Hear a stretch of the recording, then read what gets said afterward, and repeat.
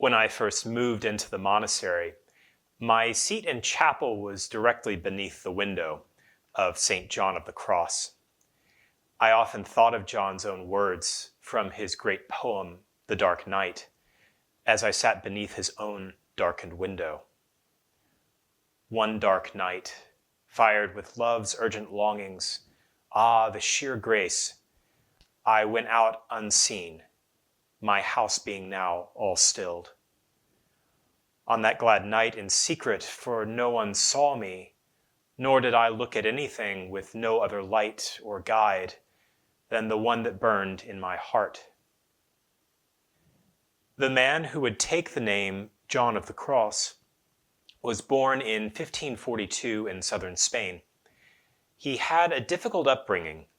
His father and elder brother died when he was young, and his family had to move for his mother to find work.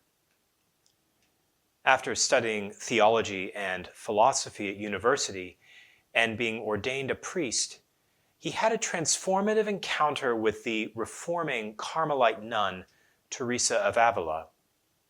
With her, John would become one of the most significant drivers in establishing reformed monasteries and convents. These actions brought John and Teresa into conflict with the non-reforming members of the Carmelite order. This came to a head in early December 1577, when John was arrested and imprisoned for 9 months in the monastery in Toledo.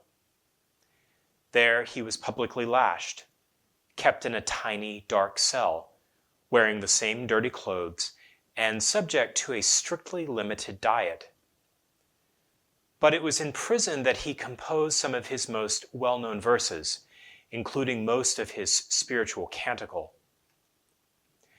Following his dramatic escape in August of 1578, he returned to his reforming activities, spiritual direction, and writing, including The Dark Night, composed during his recovery.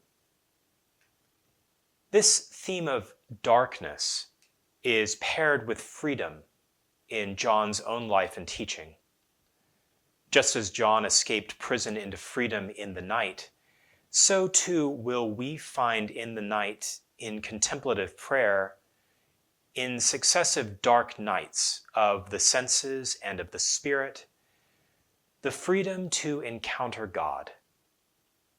O guiding night, O night more lovely than the dawn, he writes in his poem. O night that has united the lover with his beloved, transforming the beloved in her lover.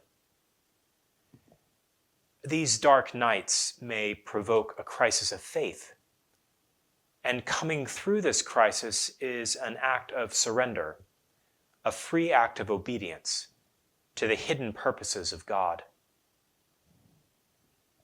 Ian Matthew, in his book, The Impact of God, notes that John's The Dark Night poem echoes the exultant prayer sung at the great vigil of Easter.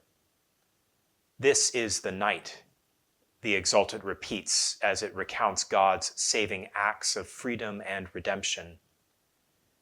Matthew writes, "Night signifies that which comes upon us and takes us out of our own control. It announces that it is the place of resurrection. A God who heals in darkness. This is John's word of hope in a destabilized world." As we see all the brokenness and suffering around us, John's word of hope is a word for us too.